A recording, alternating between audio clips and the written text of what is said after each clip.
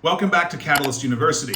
My name is Kevin Tokoph, and in this video, we're going to be talking about the compression rotation test. This is a special test that's used in the assessment of labral tears. Let's get into it right now. So the compression rotation test here does not have great psychometric values. Its sensitivity and specificity are not great. They're not terrible, they're just not great. So this test is what we might call an exploratory test. One of the things about this test is that there's no muscle activation by the patient. It's completely passive and performed by the PT. So if we're taking away muscle activation by the patient, it allows us to kind of get rid of the rotator cuff, so to speak, and focus entirely on the glenohumeral joint. And so although this doesn't give you an exact diagnosis, the results of this test can kind of clue you in whether or not you might be dealing with a labral tear. So again, it's not exactly diagnostic, but it can be useful if applied appropriately. So to perform the compression rotation test, the patient will be positioned in supine, as you see right here, and the PT will stabilize the patient's shoulder and bring their shoulder to approximately 90 degrees of abduction with the elbow flex. The degree of elbow flexion makes no difference. It's whatever is most convenient for you and the patient. So let's take a look at that right here. So my left hand there, that is what's stabilizing the shoulder joint. My right hand here, I'm kind of going around the elbow, but I'm really grasping the distal end of her humerus, and I'm going to use that to apply the following forces to the glenohumeral joint. And those are going to be axial compression of the humerus into the glenoid, and then I'm going to oscillate between internal and external rotation using my right hand here. Okay?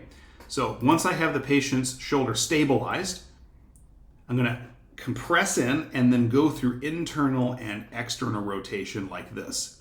Okay? Now, what am I looking for? Well, I'm looking for a few things. Okay? If the patient has a labral tear or some other issue with the glenohumeral joint, it's likely to reproduce the patient's familiar shoulder pain. And if we're talking about a labral tear, we've been talking about this over and over again, that pain is often described as deep and diffuse within the glenohumeral joint. Okay? If this is pre-producing a superficial pain, it's likely not the labrum, because to be the labrum, it's got to be deep in there around the socket, right? And also, because this is a special test for a labral tear, any report of clicking, popping, clunking, what's the difference between those three things? I really don't know, and I really don't care. If it's anything like that, coupled with reproduction of their pain, especially if it's deep and diffuse within the joint, that strongly rules up that we are dealing with a labral issue, okay? Now, how I'm performing this test right here, this is in the neutral position, okay? You can perform this test in other positions. So notice what I just did there. I actually moved her shoulder into a little bit of horizontal adduction, adduction. I can repeat the same test procedure there, axial compression, internal and external rotation. Now, what's the specificity of this? Not great, but if you have more pain reproduced or more clicking, popping, etc. in a horizontally adducted position, it may indicate that the labral tear is more posterior or postero-inferior. And in that case, you should probably follow up with the Kim and Jerk tests, which are a lot more specific for a postero-inferior labral tear and associated instability. Okay?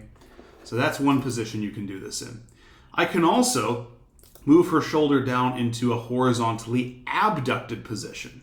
And again, apply axial compression into the glenoid and internal and external rotation. This is going to put more pressure on the anterior and superior part of the labrum. And again, if you get reproduction of pain, clicking, popping, clunking, etc., this may be more indicative of an anterosuperior labral tear. Okay. Again, specificity not great. This is an exploratory test. It can give you some ideas of where to go if you're having trouble figuring out what exactly is wrong with the patient. Okay? So hopefully this video gave you a good overview and understanding of the compression rotation test. Be sure to like this video and subscribe to my channel, and make sure to hit that notification button for notifications for all videos in the future. Thank you so much.